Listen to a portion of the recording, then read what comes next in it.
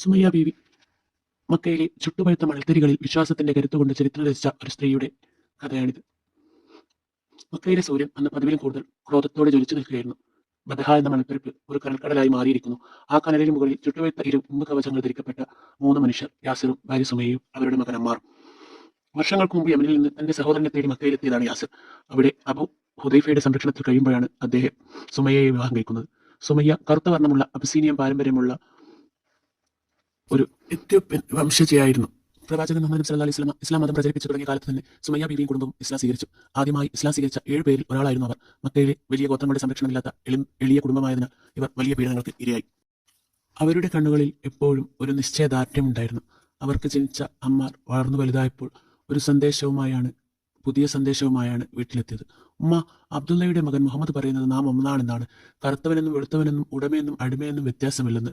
സുമയ്യയുടെ ഉള്ളിൽ ആ സത്യം ഒരു കുളിർമയായി പെയ്തിറങ്ങി. തങ്ങളെ മൃഗങ്ങളെപ്പോലെ കണ്ടിരുന്ന ലോകത്ത് മനുഷ്യത്വത്തിന്റെ വെളിച്ചം കണ്ട അവർ മടിച്ചില്ല. അവർ ഇസ്ലാം സ്വീകരിച്ചു.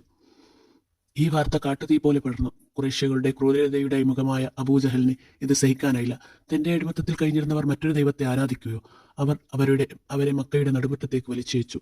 മുഹമ്മദിനെ തള്ളിപ്പറയൂ സുമയ്യ, എങ്കിൽ നിനക്ക് ഈ തടവിൽ നിന്ന് മോചിതയാകാം. അബൂജഹൽ ഗർജിച്ചു.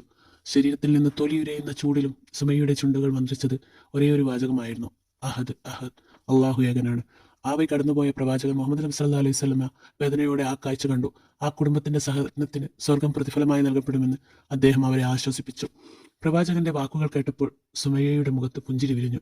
ആ പുഞ്ചിരി അബൂജഹലിനെ കൂടുതൽ ഭ്രാന്ത് പിടിപ്പിച്ചു. അബൂജഹലിന്റെ ഉള്ളിലെ അഹങ്കാരത്തിന് മുറിവേറ്റു. പ്രായമായ അവശയായ ആ സ്ത്രീയുടെ മനക്കരത്തിന് മുന്നിൽ അവൻ തോറ്റുപോയി. ക്രോധം നിയന്ത്രിക്കാനാവാതെ അവൻ തന്റെ കയ്യിലിരുന്ന കുന്തം ഉയർത്തി.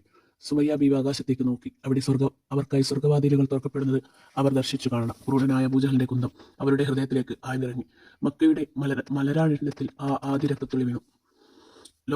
ലോകം സാക്ഷ്യം വഹിച്ചു. ഇസ്ലാമിലെ ആദ്യത്തെ രക്തസാക്ഷി ഒരു പുരുഷനായിരുന്നില്ല, മറിച്ച് വിശ്വാസത്തിനു വേണ്ടി സ്വന്തം ജീവൻ ബലിയർപ്പിച്ച സുമയ്യ എന്ന ധീരയായ സ്ത്രീയായിരുന്നു. ഈ സ്റ്റോറി ഇഷ്ടമായാൽ ലൈക്ക് ചെയ്യുക, ഷെയർ ചെയ്യുക, സബ്സ്ക്രൈബ് ചെയ്യുക.